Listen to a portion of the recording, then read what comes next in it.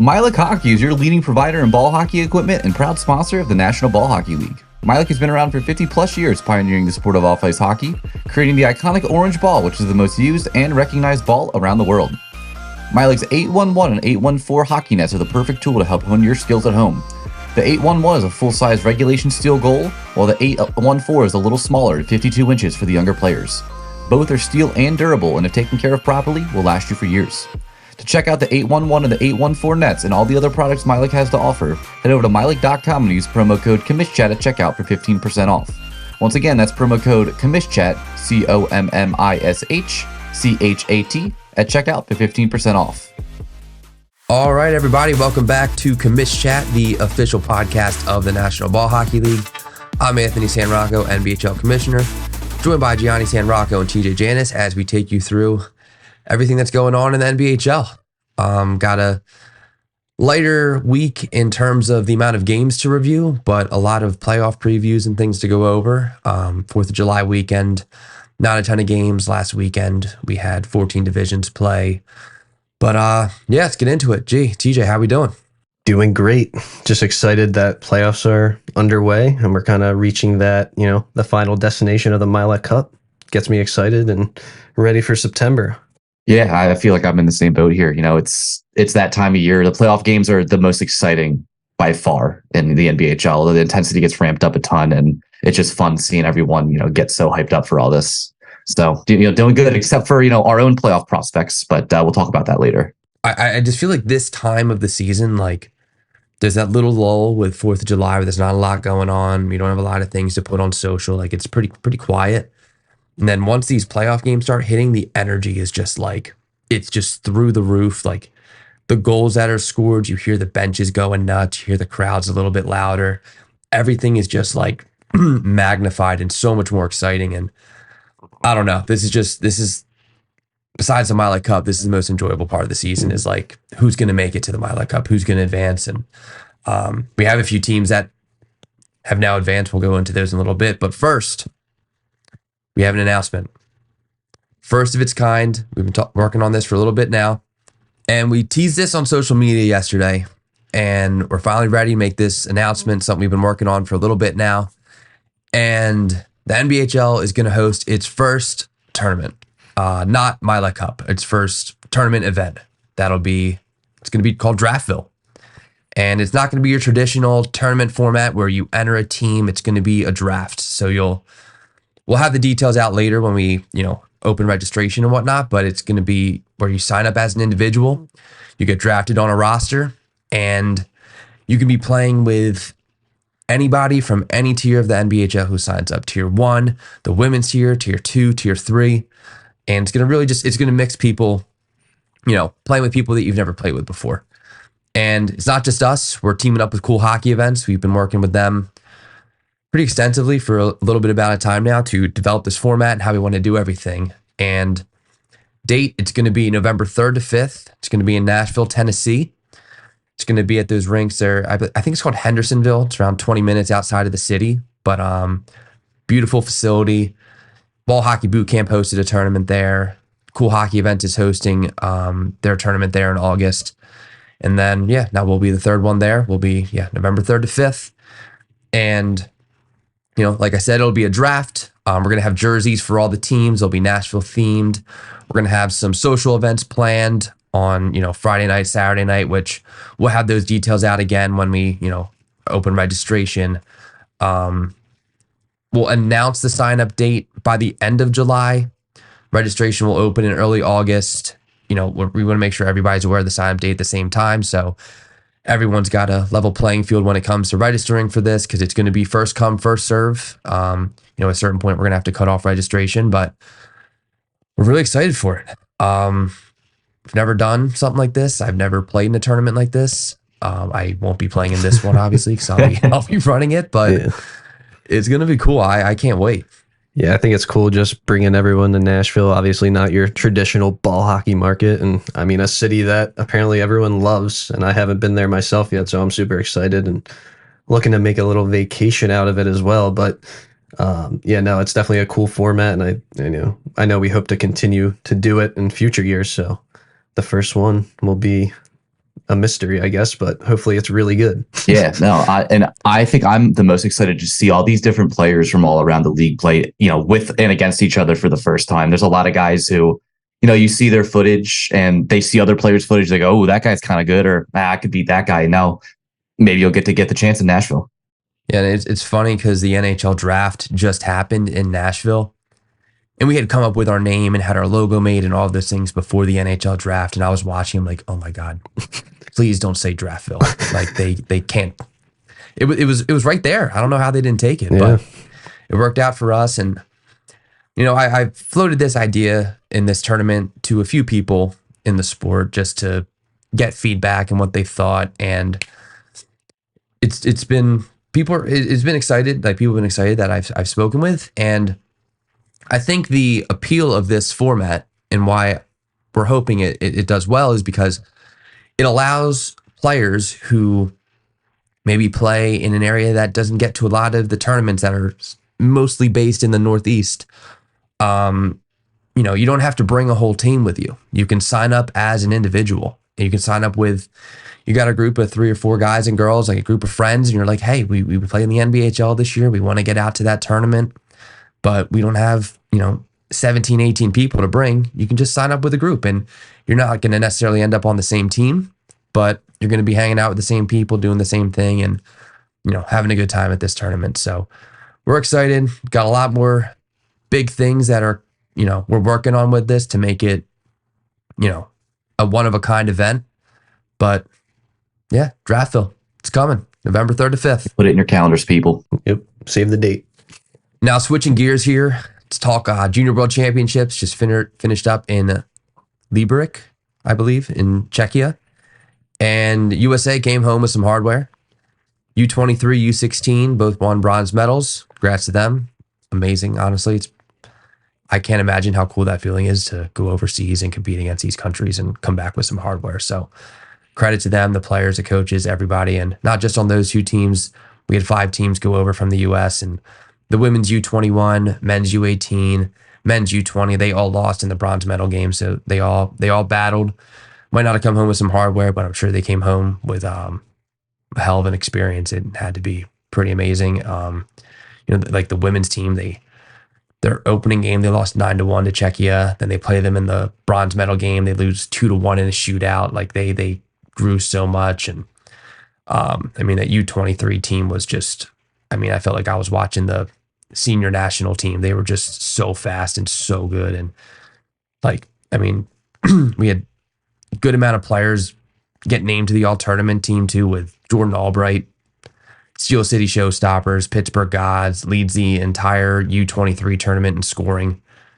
He was a man amongst boys out there. He was so dominant. It was so fun to watch. Ricky Anderson, he also made the U23 all-tournament team. Anthony Migliozzi made the U20 all-tournament team. Dom Rennebeck. Roman, shout out to the U20 captain, but he didn't get on the all-tournament team. His brother Dom, he got on the U16 all-tournament team. Kenny Cadwallader, which I hope I'm saying that right. If I'm not, I'm sorry. Made the U18 all-tournament team, and Michaela Walsh made the women's U21 all-tournament team. So shout out to those players. Shout out to everyone. And thanks for giving us something awesome to watch, because watching it back home was just, it was so much fun, and the teams played so well. Yeah, it was a cool event. It definitely inspires, I think, us and, the larger ball hockey community to, just keep growing the sport. And I think shout out our boy Stribe. I think he's a three-time bronze medalist now. Is that right? Yeah, I guess he is. Or yeah, I don't know. I think the pictures of him getting the bronze medal were awesome though. I didn't know that was going to happen. So shout out Stribe. Guys, the hats are officially out on our website. If you go on the NBHL.com, far right tab is our shop link. You can also find it in our link tree and, all over our socials. We got the black trucker hat, white trucker hat, and then we got 2 pride hats, also truckers. So make sure you go on there. They're $25 each. Buy a hat, rep the brand. We appreciate it. Yeah, they're nice. They're nice quality hats. Definitely recommend them. NBHL.com, check it out. The NBHL.com, check it out. Yeah. The NBHL.com. That's the most important part. Yep. And then moving into, let's talk team. Let's talk NBHL now. We had 2 more teams qualify for the Miley Cup this past weekend. First one we'll go into is Long Island Sound. So North Jersey Tier 2, I think we discussed this a little bit on the last pod, but they get 2 teams to the Miley Cup. They have 8 teams in that division. If you have 7 or more, 2 teams go. And this year we've got 2 Long Island teams representing, both of the Long Island teams. And now 2 years in a row, North Jersey has not had a team based out of North Jersey come to the Miley Cup. The New York teams, man. Yeah, it's pretty crazy. But so Long Island Sound, they are representing, obviously. They are young. They are fast. They've only got 2 players that were born before the year 2000. They're super, super young. And the way they qualified was about as dramatic as it gets. Brandon Kwanzi, they have their semifinal series versus the North Jersey Hired Guns. They're tied 1-1. They going into game 3. And Kwanzi, it's his 18th birthday, scores the second goal to tie it up 2-2. There was 3 seconds left. He's battling out front. Ball pops out to him, tucks it in. They win it 3-2. They go nuts. We posted the goal on Monday. And that's how they make it to the Miley Cup. This, you put them on their back. And then they go to the first game of the finals versus now Long Island Ball Hockey Club, who won the division last year. And in game 1, they go to overtime, and Kwanzi scores again to win game 1. So he finished second in points on their team during the season. Him and Sam Eisenberg, who led the division in points, he had a really, really good season. Just two of the more offensively talented players in that division. But that whole team they're just very, very good. And Long Island Ball Hockey Club, they won game 2, so game 3 will be coming up this weekend. But Long Island Sound, one of the best logos in the league, now coming to the Miley Cup. Pretty excited for them. Yeah, it's going to be crazy. I know both teams are pretty young, so I mean they're going to be able to run, when the Miley Cup comes around. So I'm expecting them to do some damage. And then the other team to qualify for the Miley Cup is my former squad, Seattle Cold Snacks, Pacific Northwest. Can we officially call them a dynasty? That's 3 straight division championships, right? I think the Imperium get the dynasty card. Well, they can be different dynasties. Division dynasties. Yeah, Imperium are absolutely a dynasty. But yeah, Cold Snacks, they played the Portland Golden Eagles for the 3rd straight year in the finals. Oh, man. And they beat them 2-0. It's a 0-0 game going into the 3rd. And they stuck it out. They scored pretty earlier in the 3rd. They held on. They killed off a big 5-on-3 penalty to start the period. And, and last year, the issue with the Snacks was they didn't come to the Miley Cup. They qualified. They were one of 2 teams who qualified who did not make the trip. This year will not be the same. They're bringing the squad. They're ready to come out here. They're very, very excited. And I can't wait to see what they do. And their captain, Sam Wood, great dude. This is his last run with the Snacks. He's leaving the area. He's moving. So this is it's bigger than just the Miley Cup for them again this year. This is their last tournament with their captain. So they're pretty excited to come out here, and I'm looking forward to seeing some of my friends again. It'll be a good time, and they've got a pretty wild social media presence. If you haven't seen, why, I guess it's pretty much just Trev Lenz. Yeah. If you've seen him on our socials, just trolling everybody all the time. He just posted a ridiculous video on Tuesday of conspiracy theories on why the Snacks are making it there. It made no sense whatsoever. He literally looked like a psychopath, but it was awesome. But yeah, Snacks are coming back. The Golden Eagles, you got to feel for them at this point. 3 straight losses in the finals. It's got to be a tough feeling. And they were in first place all season. They beat the Snacks 2 out of 3 games in the regular season, and then just the finals, the Snacks they show up when it matters, I guess. Yeah, they showed up when it matters. They're a great team, and they'll be great. And one thing, and I believe we'll have posted this on social media by the time this podcast is out, but Sal Ippolito, who is a social media superstar for the NBHL, made a play, picked off a guy, dangled somebody, and passed it to Cam Green in the semifinals versus the Burnside Bears. Between those 2 players, their ages combined to 115 years old. Got to be the oldest goal in NBHL. That's the oldest combination on a goal, yeah, for sure. It's pretty awesome. So shout out to those guys. Shout out to the Snacks. Shout out to the Sound. We can't wait to see you guys in Jersey and see what you got. It's going to be awesome. All right, so Moving into the playoffs here, we touched up on North Jersey Tier 2. They're in the final, so we don't really need to go back into that. But Boston Tier 3, they're entering their playoffs right now. By the time this podcast is released, we'll have known who is in the finals. But at the time of this podcast, we're about, a couple hours away from those games happening. So we got Mariners versus Massacre, Assassins versus Rattlers. The Assassins got the number 1 seed. That division's one that got a lot closer as the season progressed. So I wouldn't be surprised to see some upsets there, but we'll see. Are they just doing a 1-game playoff? So the first round, the semifinals is 1 game, and then the finals is a best of 3. Got it. Anything could happen in a 1-game series. As you've learned, G. I know very well. Those playing games, yeah. Yeah, so then Chicago Tier 2, they are entering their second weekend of the playoffs, and so they had 5 teams make the playoffs. The wild card round was the Belmont Heights Kings versus the Southside Stingrays. The Stingrays won that 6-4. The Stingrays went on to play the Snipers. They lost to the Snipers their first game 4-2.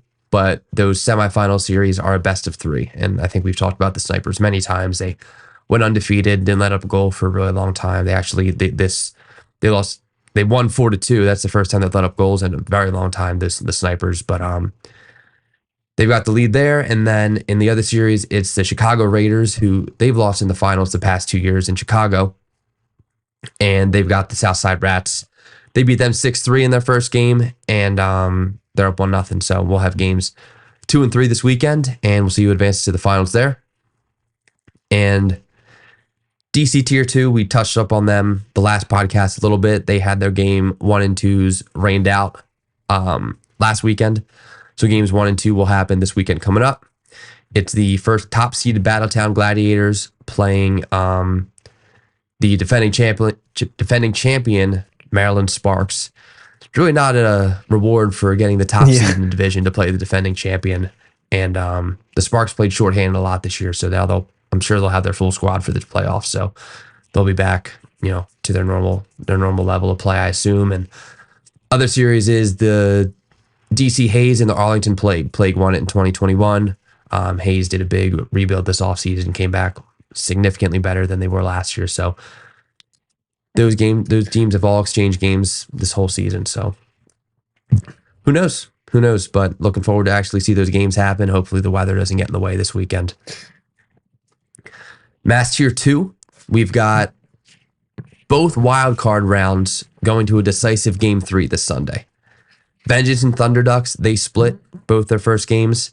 And the Maulers and Warriors, they also split their first game. So they're both tied 1-1. And this weekend, we'll see game 1 of the semifinals. And then right after that, the 1 and 2 seeds, the Tropics, who finished undefeated in the number 1, the Norsemen, who finished in the number 2 spot, they'll get their first games of their semifinals versus whoever advances from those series. So those should be really good games.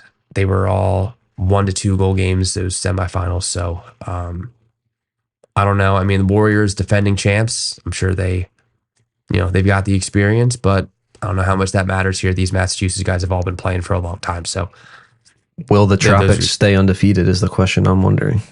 Yeah, it's a big one. Yeah. The playoffs are different, so we'll see. Everything intensifies. Will they be able to hold it up? I don't know. I know they got a target on their back for sure. Yeah. Yes. I mean, they've been all over our social media all season. So, and apparently they bring the fans out too. So I wonder if they'll have some higher capacity for the playoffs. All those Mass teams bring fans. It's crazy up there. I can't wait to see the video of these Game 3s, how many people are at these games. I bet you they're going to be mobbed. Yeah. There are going to be so many people there. Integral Hockey Stick Sales and Repair has been providing ice hockey and ball hockey players with the best quality hockey sticks at bargain prices for over a decade. As ball hockey has become much more competitive over the years, we understand there is a growing need for reliable sticks that help enhance the quality of player shots and stick handling. Ball hockey players can now purchase the top models of Bauer, CCM, and Warrior Pro Stock sticks for up to 70% off retail prices. Integral Hockey Stick Sales and Repair has now saved hockey players throughout North America in excess of $27 million on stick costs. Integral Hockey's patented repair process is the only repair in the world that brings the stick back to like-new condition, where even ex-NHLers cannot tell the stick was ever broken. Integral Hockey is so confident in their system they offer a lifetime warranty on all repairs. Try it once and you'll never want to pay retail prices ever again. In Florida Tier 2, they've had a little bit of a lull over the past couple weeks, waiting for their playoffs to finally happen. Right now, we got the number 1 seed Orlando Mutiny. They're awaiting the winner of the Manatees and the D5 Ducks in the wild card game. And then, obviously they'll play the winner in the semifinal. The other semifinal is the Superior and the Thunder. And it'll be the first time we have a Florida team at the Mile High Cup. I'm pretty sure we said this before on the podcast, but last year the Atlanta Dirty Birds, they won that division. So this year a Florida team will be in New Jersey, will be at the Cup. I know the teams that are in contention are, they are all like they're ready to go. Whatever team wins, they've scheduled their lives around the Mile High Cup. So it'll be cool. It'll be cool to see what they got, see what they can bring. So, and then Buffalo Tier 1 and Tier 2, their playoffs will be starting this weekend. They finished their regular season last weekend. And in Tier 1, we've got an American matchup. We got a Canadian matchup. So the American matchup is the Nickel City Smoke and the Buffalo 716ers. 716ers, the 1 seed for the 3rd straight year. Oh, also another going for a three-peat opportunity. This would be the third straight win of that division. Yep. Yeah, Dynasty Watch. So that'll be that matchup. And the 716ers, they played Liverpool the first round the past 2 years. This year, they now have Liverpool's goalie. They have Frankie Kites, who is now going to be on the opposite end of that series. And we're playing against the Smoke, who have kind of come on pretty strong the past couple weeks. They've had a much better second half of the season. So we'll see what they give the 716ers. And then in our Canadian matchup, ensuring a second straight year of a Canadian team at the Mile High Cup, will be the Niagara Daredevils, who represented Buffalo at the Mile High Cup last year, and the Rose City Hockey Club. So 2 really talented teams. I think Rose City is the team I am asked about the most. Everybody's just like, how good is this Rose City team? How good are they? Are they good? I'm like, yes, they are very good. They're a very, very solid team. And whoever wins that series obviously has a very good chance of winning the Mile High Cup. So we'll see. They start this weekend. Should be fun. And in Buffalo Tier 2, Where they finish as the 1 seed for the 2nd straight year. They'll get the bye. The Grim City Reapers, they finish at the number 2 seed. They also get the bye, and this is another 16 playoff, so we'll have a 3 versus 6 seed, 4 versus 5 seed wild card game. Then the winners will advance to the semifinals to play those top 2 teams we just mentioned. That'll get the byes. So the 3-6 game is the Buff City Mob, who had a pretty rough start to the season and have been pretty hot lately and are now all the way up in the number 3 spot. They're playing against the Queen City Ronin, who were the runner-up last year, came to the Mile High Cup last year. So they've had not as strong of a season this year, but once you're in the playoffs, that doesn't matter. It's a totally new season. Okay. So, and then the other matchup in the 4-5 games, the Predators and the Squids, 2 very good teams. They've had very tight games with the top 2 seeds with each other. So, no idea who's going to win those, but very strong teams. The Buffalo division definitely improved a lot from last season to this season. Last year at the Mile High Cup, after Saturday, they were the bottom 2 seeds. So I know that they don't want to do that again this year. The whole division as a whole has, like I said, they've gotten better, and we'll see who comes out on top. It's going to be fun. Yeah, might see some new teams from the Buff 2 division. So, we'll see how that unfolds, and I'm excited to see how that unfolds because I know, like you said, last year those bottom 2 last year the 2 Buffalo teams were bottom seeded, and I don't know if they carried a lot of guys, both of those teams at the Mile High Cup. So I think, I don't know. Hopefully they bring more guys and, compete a little bit harder this year. Yeah, that's key for a tournament like the Mile High Cup. Like, you need bodies to be able to run. Like, it doesn't matter how good you are. If you only have 10 or 11 guys, you're going to get run down by that 3rd game. In 85 to 90 degree weather, potentially. Yep. Yeah. And then the final division that will have playoffs this weekend will be Texas, Tier 3. They finish up their regular season on Saturday, and we don't really know how that's going to unfold. The 4-5 games pretty locked in with the Austin Arsenal and the Shreveport Raging Gators. But the 1-3 seeds between the Rougarou versus the Marksman and versus the Colorado Massive are pretty up for grabs, so we're not sure how that's going to unfold. But, last year we had the Red River Hot Sauce, which is basically the Red River Rougarou, compete at the Milet Cup. Year one, we had the Austin Arsenal compete at the Milet Cup. So there's 3 teams here that have the opportunity to come to the Milet Cup for the first time. 2 teams that have a chance of coming back. And like we were just saying about Buffalo Tier 2, this is a division that improved significantly. Their video, their play level. I remember we posted a Rougarou goal a few weeks ago, and someone commented like this, "You're telling me this is Tier 3? It's like, yeah, they're pretty good. I mean, the one thing about Texas too, I think we shared it on social, was their trophy is so cool. Oh yeah, the boot with the USA Ball Hockey logo, NBHL logos looks really cool. And I remember last year their playoff weekend was insane. Like that was some of like the most entertaining like ball hockey I watched, because it was like I actually can't remember. There was a how 6-5 it went, but like comeback last year. Yeah, it was like an overtime. Like it was insane. Like all those games. So I'm looking forward to see how that. I want to say it was the unfolds as Marksman well. who came back from a pretty big deficit to win in overtime over the Arsenal, and then they had to play the championship right after. And I think they were pretty gassed from that amazing comeback. But not to discredit the Hot Sauce's win, but that was I remember that game being pretty outrageous. It was awesome. We had the stream out there for that. So yeah, that was cool. And then going into some regular seasons, there's, everybody's playing at a different speed right now, or divisions are going at a different speed. I mean, we'll talk about Pittsburgh. They got, they've got a couple teams with like 6 or 7 games that have a pretty decent amount to go. But so we just had the live stream in Carolina. Went pretty well. Shout out Memory Video Productions. I thought they did an awesome job. We saw the Queen City Crowns, the defending Milet Cup Tier 3 champions, get their first win over the first place Raleigh Squall. Ended their bid for an undefeated season, and I guess they like the cameras. They show up for them because they had 2 games that they won pretty handedly on that live stream. They looked very, very solid.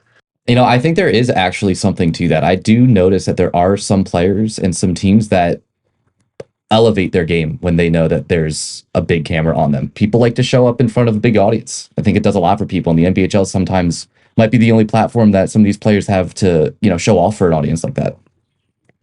Yeah, and they did. I was, kind of curious to see, because the Squall have been pretty dominant down there, and just was wondering like how much better have they gotten, because the Crowns had a really good season last year, and I don't know, the Crowns just came. I think it was 5-1 they beat them.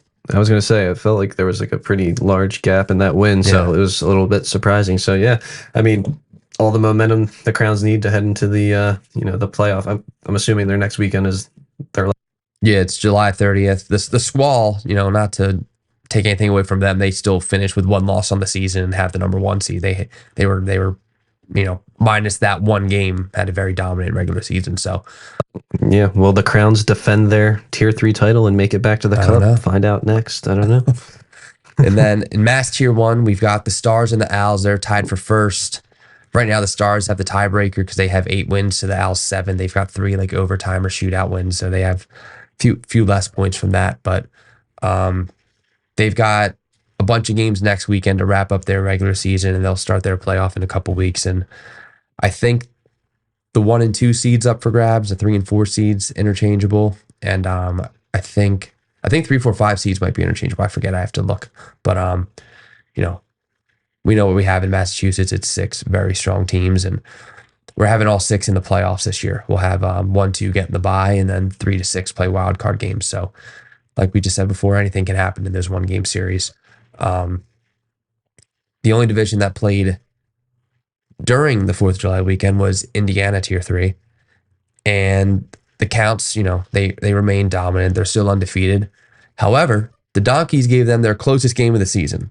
The Counts beat them 4-1, which might sound a little lopsided, but considering what the Counts have been doing all season long, it's really not. That's showing these teams are starting to catch up a little bit and give them a little bit more of the run for their money. And they got 1 more weekend of the regular season, and then they got playoffs. So these teams are catching up at the right time. The teams are getting better, and even the Legionaries, who every single weekend, the first 3 weekends, they had at least 1 game where they got mercied, and this weekend they had 2 much closer games. They didn't get mercied once, so they're even coming along too. So with these new divisions and new areas is what we want to see. Is we want to see these teams improving, and growing together, and that's exactly what we're seeing in Indiana. Those teams have made some pretty big improvements, and I definitely recommend watching their highlights. They've got some guys that can play. Yeah, this was because it was 4th of July weekend, I ended up editing those videos myself, and it was the first time I really got to sit down and watch them play. And they have a lot of really talented players that are out there in Indiana. So it'll be fun to see how that division evolves over the years. The New England Tier 2, the Minutemen are now in the top spot. They had kind of an unusual Sunday where they beat the defending Tier 2 champion South Coast Chargers 4-3. And then they lost to the South Coast Blue Devils 4-3.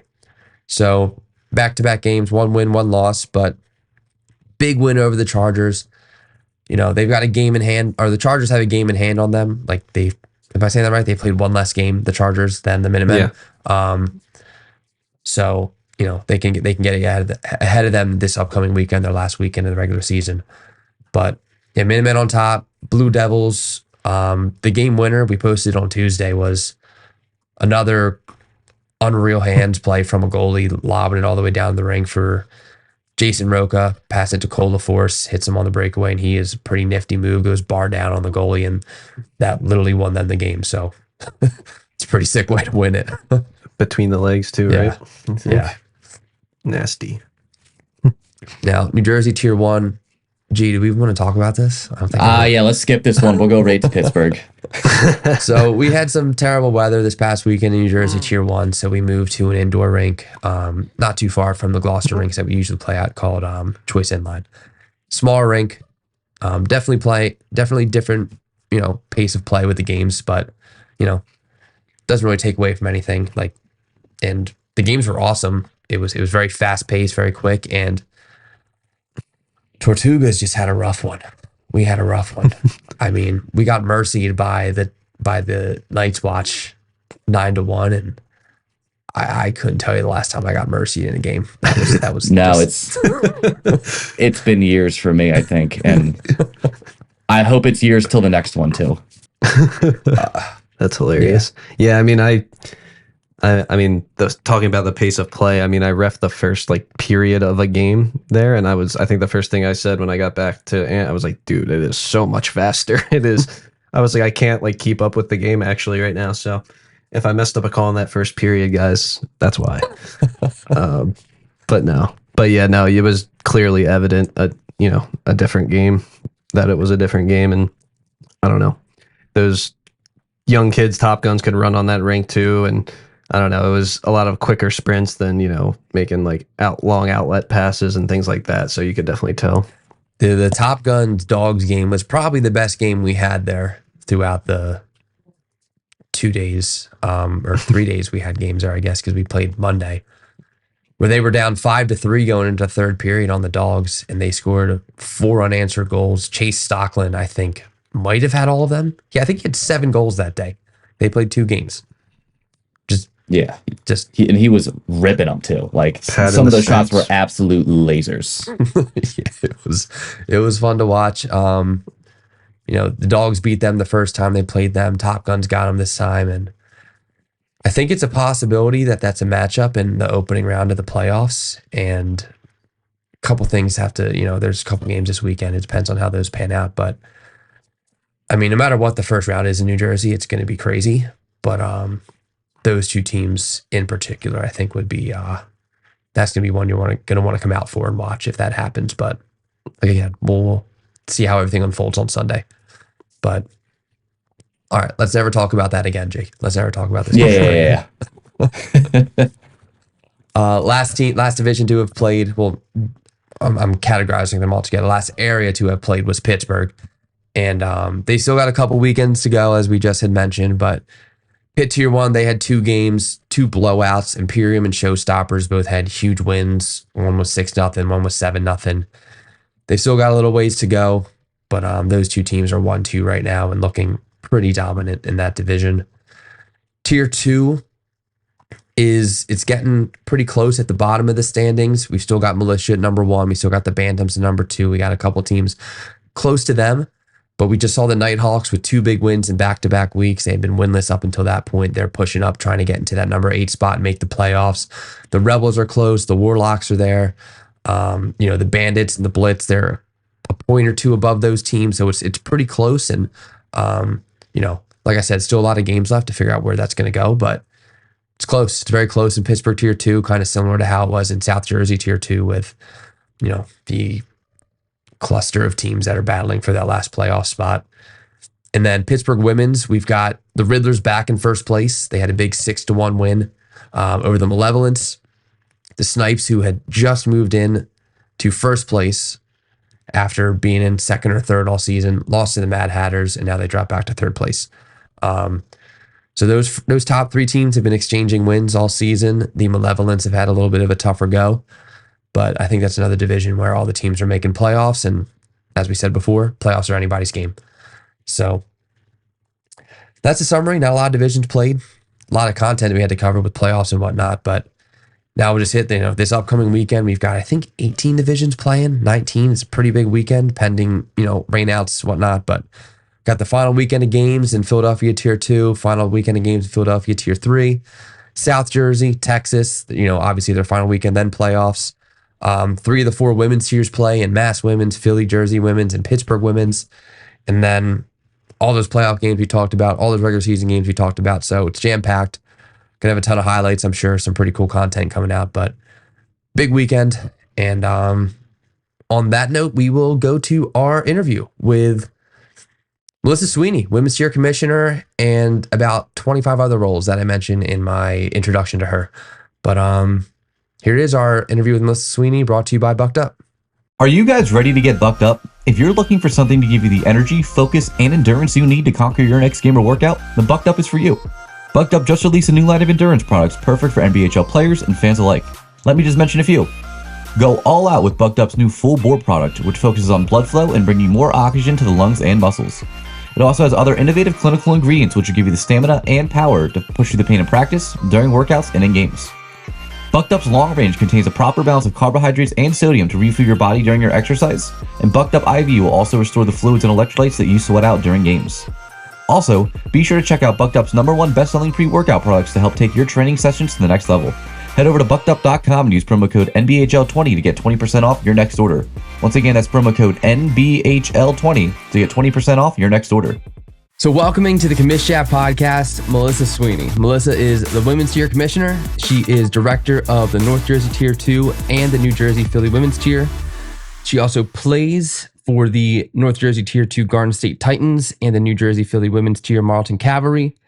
She is Assistant GM for the U.S. Women's Masters National Team, and she's a member of the marketing team at the United Women's Ball Hockey Foundation, also known as UWBS. Is that everything? Oh, just about. I know I was teasing before that I do have one additional role in the NBHL that you might not know about. And what's that? All right. So what that is, I'm actually the social media manager for the North Jersey Hired Guns. Oh, are you? Yes. All right, I know it doesn't make sense, list. but exactly. That's the thing. Just keep adding. Anything NBHL, got to put my name on it. How'd you end up as theirs? You're not even on that team. So it was the Edison Electric account, like rest in peace, and wow. We changed it, archived all the Edison Electric posts, and started making it Hired Guns. And I also run like the co-ed team. We do Hired Guns and Roses. And I'm just friends with a lot of guys on the team. So it's fun. It gives me like extra practice for making graphics and stuff. So oh my God. How do you balance all of these things? This is like, I have one role. That's enough for me. I know it's a lot, but when you love something, you just kind of just take more and more on. For me, like I don't like to sit home and be bored ever. Like it's just kind of a matter of, I always want to be doing something. And I think you've even seen like, it's about like kind of managing my schedule. Like how many lunch calls have we taken? Like at noon, I'm like, okay, like I can, almost all like exactly. I'm like, I could squeeze you in at noon. I know right now we're talking at 4. I'll probably end up working again after this because I do promise I do have a day job too. But in addition to just kind of being like really organized or really just, motivated, it's also about having a really good people in your corner for just everything in life. I have a great team with every single ball hockey part that, that I get to touch. And I have great people in my life that kind of really help me make this work. For example, like North Jersey, me and Dan Caldwell and Dennis, like the 3 of us would make a great team. We just all work really well together. And we just, we all have our strong parts and it's a really great division. And then Alexis is my best friend, and her and I literally, I remember, so our season started on April 16th, which is actually my birthday. The North Jersey started that day too. Yeah, that was a wild day. But Alexis came over that weekend, and we were literally sorting out all the jerseys and stuff that weekend before. And we're just, just the two of us really just get along so well. And we both have, different strengths and weaknesses. And she's taught me so much about myself and how to, I can't even begin to explain how much that she's helped me just become a better person over the past year. So all that. And then even just the people that help me, because a lot of the times I have the women's and men's games all on the same day. So I think I've had 3 different people at least be in charge of the iPad for me. Like, hey, can you get this to the games when they start? Can you take this home? I'll meet up with you. It's great to have those people in my corner who, you can trust with such a very valuable, piece, because we need those iPads. So it's kind of how I balance it all. Yeah, I can attest to that. I mean, that's how the NBHL is where we are now, is because we have pretty awesome people in our corner helping us out. So makes sense. I mean, you have what, 1, 2, 3, 4, 5, 6, 7 roles we just discussed, I think. And I'm sure there's more that we're not touching on. So yeah, got to have people surround you to help you out. And I guess going back all the way to the beginning here is like with ball hockey, like how did you get involved with this sport in the first place? So it's actually really not that far back. I first started playing in 2018. There's a bunch of co-ed leagues around me, not just for hockey, but for like kickball and dodgeball, football and all that. And they had something, they called it floor hockey. And in high school, I played field hockey. I played field hockey in elementary school as well, or middle school or whatever. Didn't play in college. And when I saw that they were, doing co-ed floor hockey, I was like, that sounds really fun. That's something, I love hockey. I'm a huge Devils fan. Like, I love ice hockey. I need to start playing more of that as well. But, just anything hockey. I was you got time for it. I know, right? That's the thing. When my buddy, I guess there's ice hockey on Monday nights. I'm like, Monday nights are sometimes free for me. I can start that. But I know eventually, once life kind of calms down, I'll probably end up doing that too. But yeah, in 2018, there was a co-ed opening. They were starting like the summer season, and I gathered a few friends, one of which, Alex, the goalie from Meltdown. So once I secured a goalie, I was like, I'm actually going to go through with this. I'm actually going to put in a floor hockey team. And we ended up coming in 3rd on the season. However, during the championship game, there was a full out like line clearing brawl, like bench clearing brawl, and both teams were in a fight. So technically, my team should have been the champions in our first ever ball hockey, debut. But I still play that periodically. They have that on Thursdays, and it's we have to have one woman out at all times, and it's up in North Jersey. And there's a lot of times where I'm the only one playing up there because there's not that many girls that play. But from there, I started playing in Morristown. And then Edison, and I just started like joining different leagues and different pickup games. And all of a sudden, like I just became obsessed with it. You kind of get drawn into this community. The people are amazing. And I say this all the time. I'm like, I love the fact that there are so many people from so many different backgrounds, different walks of life, different ages. And we're all brought together by chasing this little orange ball around. It's an obsession. And it's crazy, we all love it. And it's always, been really great people. So then, I mean, you start playing in 2018. When do you start getting involved with like UWs or USA Ball Hockey and all these programs? Like when do you start taking positions in ball hockey, and what's the first one you take? Gotcha. Okay. So that's a good one. I would say around like 2020, I was starting to kind of like organize ball hockey, like pickup games. We found like a little rink where we were playing like 3-on-3, 4-on-4, and I would run Facebook polls, who's in, who's out. And I just kind of started doing that, like the admin stuff. We ended up moving into another rink in Edison when things started opening up and we could play indoors. And I started like actually like organizing big pickup games. Like, I think we could only limit it to 20 people. So that's kind of where I got like the admin start, was just kind of doing it, just creating games. And then one day I saw a post for UWs and it was, we're looking for someone to help out with our social media. And I was like, I'm big in social media. I don't think I mentioned this yet, but I'm literally my day job is I'm an open source intelligence investigator. I get to investigate social media and, do background checks on people. And for me, the best way to investigate social media is to understand how it works from both, the user side, the business side. So for me, I was like, this can benefit me in both, advancing, getting more opportunities for, the sport that I love and also, helping out and then just helping me in my career with learning different sides and different aspects of social media. So I talked to San and it's been an amazing experience kind of helping them with their social media presence and watching that everything grow there. And it's been a game changer with, opening so many doors for me. But that's kind of where everything started and the rest is history and history still being made, of course. So. Yeah. and then you and Jen end up teaming up with her as the GM of the Women's Masters national team that won the first ever USA ball hockey gold medal over in Czech Republic back in 2022. Can you just talk about that? Because it's like the coolest thing ever. I actually texted Jen prior to this. She told me a couple things. She told me that there was something with corn pizza on the night. But just in general, like what happened over there? I'd love to hear about the corn pizza. Just that team in general is one of the best stories to ever come out of ball hockey for the U.S. Oh, absolutely. It was an amazing experience. I'm guessing Jen and I got along so well at that Masters camp that she called me up one day in May and was like, hey, do you want to be the assistant GM for the Masters team? And I told her, I was like, immediately yes, but give me a week to think about it. Because I think I was driving up to Massachusetts for maybe Springfest, for the UW Springfest tournament. But I had it in my mind already. I was like, I don't think I need the week, but let me just, kind of figure it out. And I said yes, and it was amazing getting to meet everybody and, kind of starting that journey.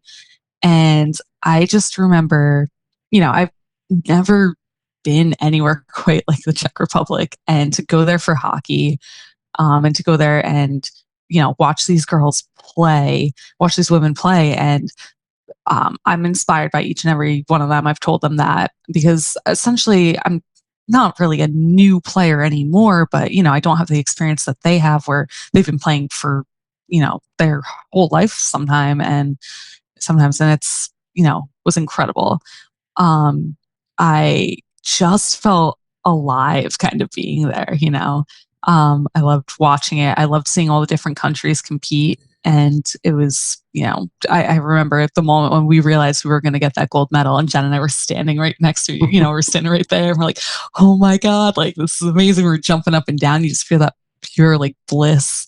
And I wouldn't have wanted to be there with anyone other than Jen for this experience because the two of us just kind of got each other. We just kind of, sometimes we could like read each other's minds. And we just, it was a lot because like, the people that, you're also learning a new language at the same time too. And we realized like you can use Google Translate to translate some of the signs. So you're like battling through that. We had two teams that we were managing. So the rinks were, I think, a half hour away from each other. And I think there was only one time that they played at the same rink on the same day. And it's when both of the USA teams played against each other. So they didn't make it easy for the two of us sometimes. But we made it work and we were successful. And the corn pizza. So if you ever go on my TikTok page, there was a trendy sound, a corn sound, like some kid was singing it's corn. Like it was a trendy sound. Yeah, I remember that. Yeah. The corn kid.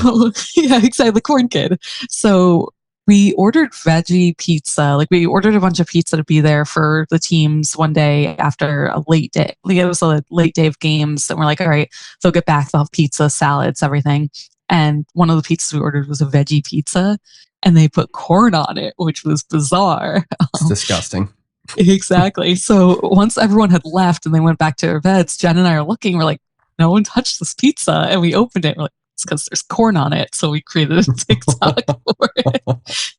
But it was, overall, it a wild, amazing experience, and I'm excited to do it again in Buffalo. Buffalo's a city that I'm very familiar with. I've gone to several Bills games. I've gone, at the Chicklets Cup last year too. Like, Right. I know the city very well, and it's so much fun. And I'm just excited. And that was an amazing experience. And that's like the peak of what ball hockey's given to me. Like I was able to travel somewhere amazing because of it. So yeah, so it's gonna be tough to top that one. yeah, I do agree with that. Like, as much as I love Buffalo, like, it's not, it's not the Czech Republic. It's not somewhere like that, but it's still gonna be fun. Yeah, I just remember seeing the video of like the seconds ticking off and you guys celebrating. It's like a very emotional video because you can just hear like everyone is just overcome with like joy. It's just it's just an all-time moment for the sport, and it's just, I feel like it kind of brought a lot of people together, and just like everyone was united and happy over this thing because it was just such an accomplishment, just amazing. It was just nothing short of amazing. I can't agree more. I don't know if you know this, but it was on the anniversary of September 11th, and I actually lost a cousin in the attack, so I usually go to the memorial every year. And I wasn't there this year, obviously, because I was in the Czech Republic. But I had asked them, I was like, hey, before the game starts, could we potentially do a moment of silence for all the victims?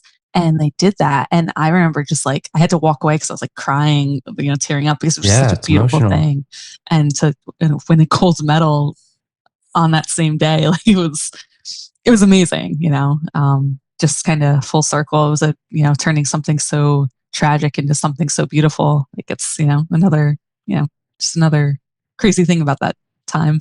Jeez, yeah, that's amazing. It's very fitting. Yes. In an unusual way, but that's pretty special. Wow.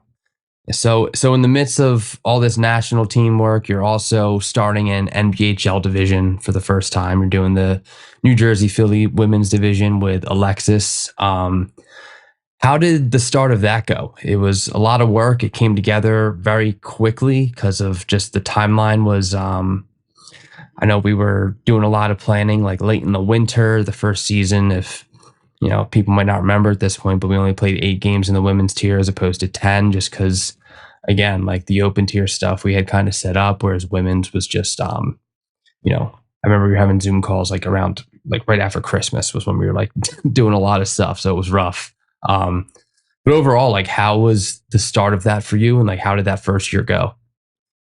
Yeah, it was definitely crazy. It was definitely very condensed, but I do think that because I had the experience with the North Jersey, since that had started a little bit earlier, like, all the prep work, that kind of helped me in figuring out what exactly to do, along with Alexis's guidance, for, the New Jersey Philly division.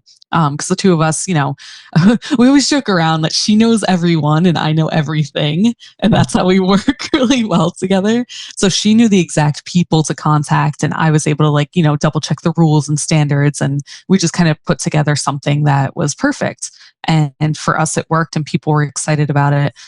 And it was overall a really great success. I remember the planning, there were days it was chaotic. I mean, doing the draft on Zoom was a lot, but Alexis knew everything about players, and all the captains did. And that was the first time I was meeting some of the girls that were drafting our captains. I didn't know any of them, and it was really great to get to meet them, watch that draft experience. But yeah, I would say overall it was a good time. Like, I don't know. what I always say to people that are new directors for a division in the NBHL is the first year you just kind of got to get through. You just got to trust the process, and just set yourself up for success as much as you can. Certain things aren't going to work out, certain things will, but you're going to get through it. At the end, you're getting people together. Everybody wants to play in the league that's signed up. Everyone wants to play hockey. That's what you're doing. All the other stuff is going to work itself out. Not always smooth, not always easy. I mean, we've had some divisions we've had to completely revamp year after year just because of, we learn that certain scheduling things don't work. Traveling doesn't work. And just each division has such little nuances that makes that first year very challenging. But what we've seen is that year 2 is the directors kind of have, they take a deep breath. They're like, okay, I know how to do all the little stuff now. Now I can work on bigger pictures things, and thinking about getting a trophy, or just having more prep for things, and allowing your mind or your thoughts to occupy stuff that, like, the things that occupied all your thoughts and worries the first year aren't there as much for that second year, because you kind of know how to handle them. So I think that's what happened a lot in the women's tier. We saw a lot of growth in, like, the numbers. Like, they grew, I don't think a ton, but like, I think we just saw growth in, like, the understanding of the league and how to run things. And year 2 seemed to go, or I mean, we're still in the middle of it right now, but year 2 seems to have gone a little bit smoother for you two. Would you agree with that? Yeah, definitely. I think you said it perfectly. There's a lot of things that, maybe we didn't know in the first year. I mean, you mentioned the trophy, and that's a perfect example, because the night before our division championship, I literally went to Michael's and bought things to create a makeshift trophy. Ended up looking really cool. I was actually really impressed with myself, because I used to be real creative back in the day, glitter and, all that. So we made like a really cool looking trophy. But now we're like, okay, we know people want like a normal actual trophy probably. So we're prepared with little things like that. But I would say, the second year is definitely going a lot smoother. We know how to make the website work. We know where to put the live stream, or not live stream. We know where to put the iPad at. We know exactly how to get games going. And I think we actually may have started this in our first year, even like changing the rules to make it work for, the talent pool and the women that are playing. Like, we changed the icing rule, because for us, like, our first week in the first year went, like, we were delayed by an hour because the game just kept stopping. And it was also so hot. I think we had 2 goalies that went down in the heat. Like, it was not ideal. I felt so bad. And that was May too. So we're like, oh no, what's going to happen? But we're prepared now. I have a fan with me, like a giant fan. So if it gets too hot, I can like plug that in up by the snack stand of Gloucester. Like, it's, little things that you don't think of. And, I think each year we're just going to keep getting better and better. And, we always take people's feedback. We always listen to people, and it's, and I think people feel that her and I are approachable enough that, if they have a suggestion, why not let us know, because, it's definitely going to only help us. Going back to the first year of things. So first year, you're learning how to run the North Jersey division. You're learning how to run the New Jersey Philly women's tier. Second year, you've got those in the bag a little bit, but now you have a new job, which is you're now commissioner of the women's tier. So yeah, I remember in January is when we had to make a decision on who our next women's tier commissioner was going to be. And we had a pool of several people we had in mind, but I know you came recommended to us by so many, and we had a couple conversations, and it seemed like it was going to be a pretty easy fit. And it was, although I did feel bad of the timing, because it was right in like the peak of everything. So it was like, hey, do you want to be women's tier commissioner? Also, here's a million things happening right now, including all the drafts. And it was just such a chaotic time for it to happen, but it worked. It's been great. We love having you. I mean, has it been different having that role added to your plate too? I mean, how has that transition been for you?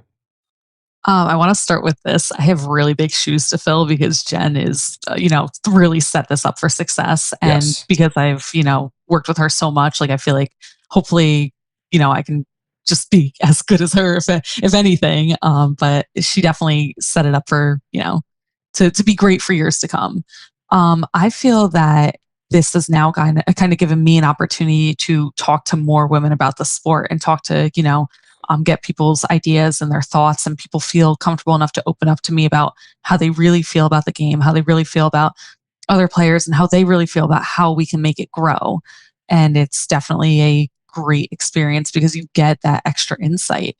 I remember after I talked with you and you offered me the position and it was announced, I ended up going to Nashville for that ball hockey boot camp tournament, women's tournament.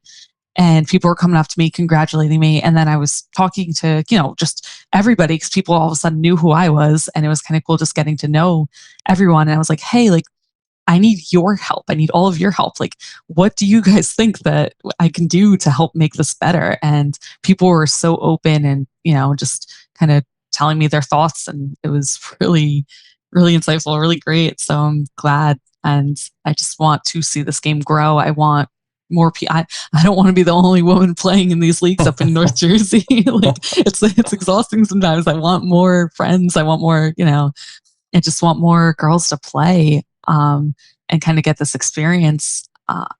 Just the fact that we can still continue to play sports as adults and play competitively and play at such a high level. I love it. So who would have thought? Yeah, I mean, I think it speaks volumes, the amount of people that play this sport and people who have, joined the league this year. We have 3,200 people in the league this year. I think women's cheer, we went from, I forget the exact numbers, but I know we're up women's players this year. And I think without giving anything away yet, because we're still trying to figure it out, we got some big stuff in store for the women's cheer for next year that should add more players for the women's cheer. So the growth is only going to continue, and that comes with that mindset of like, we are not stubborn over here. Like we need feedback. We need to hear from people what's good, what's not good, what we need to fix. And that's how we made changes from year 1 to year 2. It's how we'll make changes from year 2 to year 3. And it's how we'll add new things to the women's here in the NBHL in general to continue making it better. So that was why it was such an easy fit, is because you share that mentality with us. It's like, we really want to hear from everybody. And we have, and we've heard a lot. We've gotten a lot of feedback, some good, some not so good, but all of it helps, all of it's constructive, and it's led to where we are now. And it's in a good spot. And in general, I feel like the women's scene in the US for ball hockey has seen a lot of growth over the past few years between, and I think we answered a question about this in one of our Q&A sessions, but there's just tons of tournaments now. We have the women's tier. We have, UW's doing everything. We have the Future Stars program with USA Ball Hockey. But what else? Is there anything else that you think that we should be doing? Like, what can we do to continue this growth, continue accelerating it, and continue making this game better for women? Yeah, that's a great question. I think you just need to keep, honestly, I think the big change that you guys have had with the NBHL this year, and it's one that you've been very proud of promoting, is just sharing more stuff on social media, sharing more women's highlights, whether it's in the women's tiers or if it's in the open tiers, because that kind of stuff gets noticed, that kind of stuff gets shared, and that kind of stuff gets people watching, and girls will be like, wait, I can do that, or I want to do that. And it's exciting. Another thing that I thought of, because I was a field hockey player and I still have a lot of field hockey habits, even though I haven't played in so long. I wonder if there's ways that we can, go ahead and do maybe like different kinds of skill clinics for, girls who, there's a lot of transition from field hockey to ball hockey. And how do we break those habits? Because I'm not the only one. You can spot a field hockey player playing ball hockey all the time. And it's fun to kind of connect over that.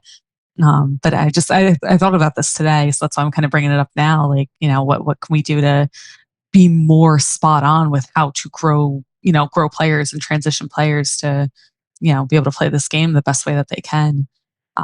It's great. Yeah, and I think in your division specifically, we've seen a lot of growth of new women's players to the Jersey Philly women's tier, which it's been great to see. The women's tier in general has seen new players join. I think get the exact percentage of players who are new to ball hockey in the NBHL this year, but it's our highest ever, and it's just great to see. And it, I agree. I think having videos, content, that sort of stuff out helps. It just shows like, hey, look at them, they're doing it. Why can't I do this? It just makes a big difference. And I don't know. I think everything's kind of going in the right direction. And I don't know what more roles you could take on. We got to find somebody to take some of them from you, but there's some pretty amazing women in leadership positions in this sport that are pushing it in the right path. So credit to you, and credit to all the other women who are, doing this, have the same mindset and doing the same things you are. Thank you. I've been following you guys ever since the start. I was actually supposed to play with the Edison Electric back in 2021, and that's when I tore my ACL. Right. It was like 2 weeks before. But once you started with everything, and once the season started, I just kind of, I don't want to say became obsessed, but I became obsessed with like, watching everything grow. And I think I even remember sending you or whoever was running the Twitter account at the time, like an Excel sheet, like, hey, are these all the girls that are playing in the NBHL? Like, just out of curiosity, and just to see it grow from there to actually having the women's division. Like, it's just been awesome what you guys are doing. And I'm just happy. Like, me back in 2021, I never would have thought I'd be in this role and, kind of just living the dream, right? You say what you guys are doing, it's what we're doing. You're part of this, Melissa, but that's true. Yeah, you're part of the team. Come on. That's true. It's been awesome. I'm just so blessed. So, but thank you so much for the time. I appreciate you, making time out of your 15 other roles for this. And good luck the rest of the season, and just continue growing this. Yeah, absolutely. Thank you so much. Yeah, thanks, Melissa. Awesome. Thanks. All right, now it's time for the Q&A. We post these on the Commish Chat Instagram every week and the NBHL story, so make sure you give us your questions on a weekly basis. First question was from Wolfie with the good saves. He said, most underrated division in the NBHL. There's a lot that it could be. I think on one of our podcast episodes, maybe 2 ago, I really went to bat for the West Coast, California, Pacific Northwest. I think just in conversations I have out here, they're pretty underrated, and people don't realize how good the players are out there.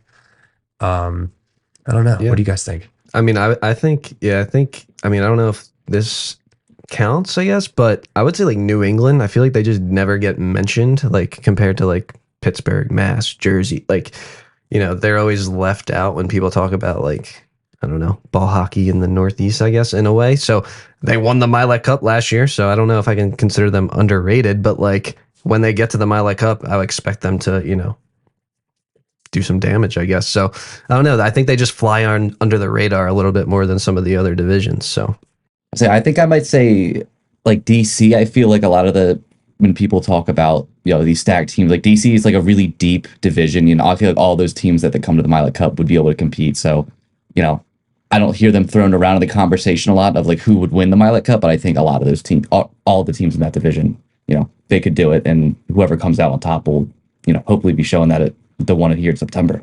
All right. And our next question was from Burger King, not the food place. But they said, if you could have a skills competition at the Milec Cup, what events would be in it? Fastest lap.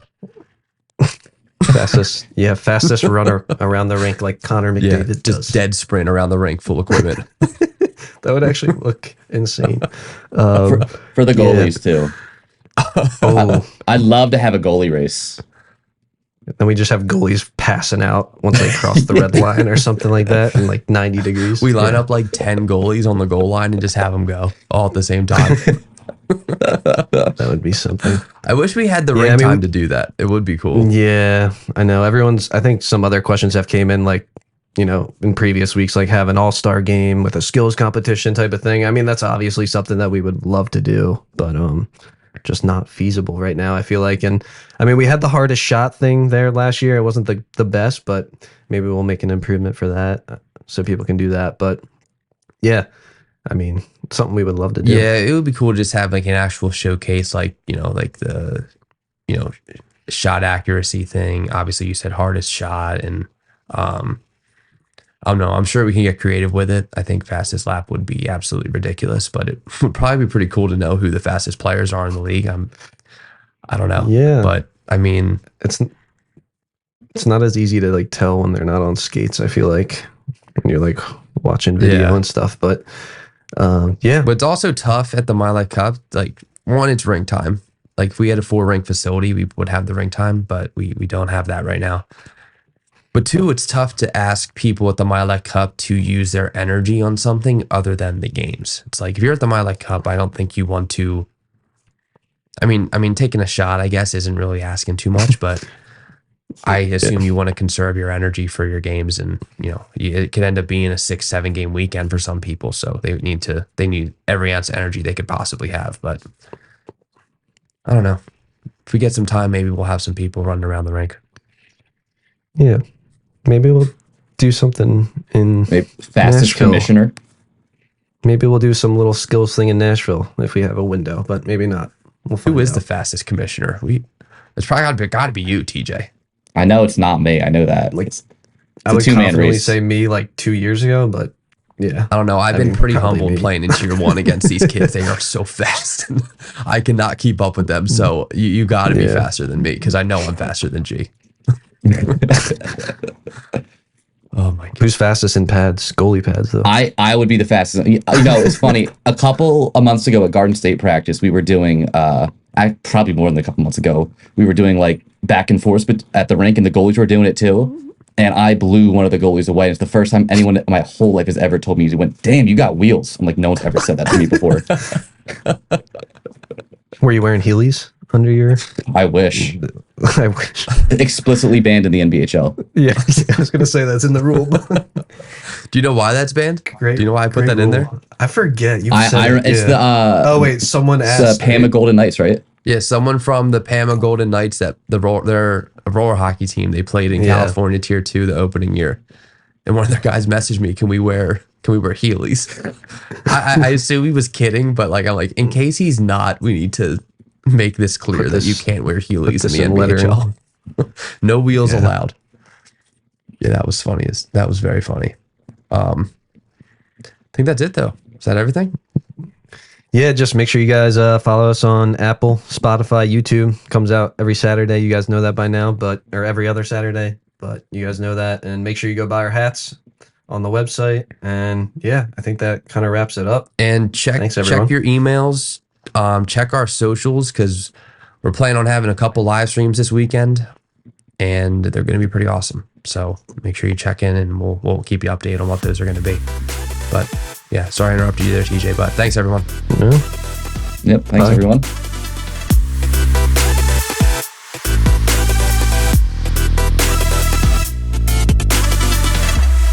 Should we reconsider the Heelys rule, do you think? Maybe do like an all Heelys division? Yeah, it would be very dangerous. But it would be so cool for the first game.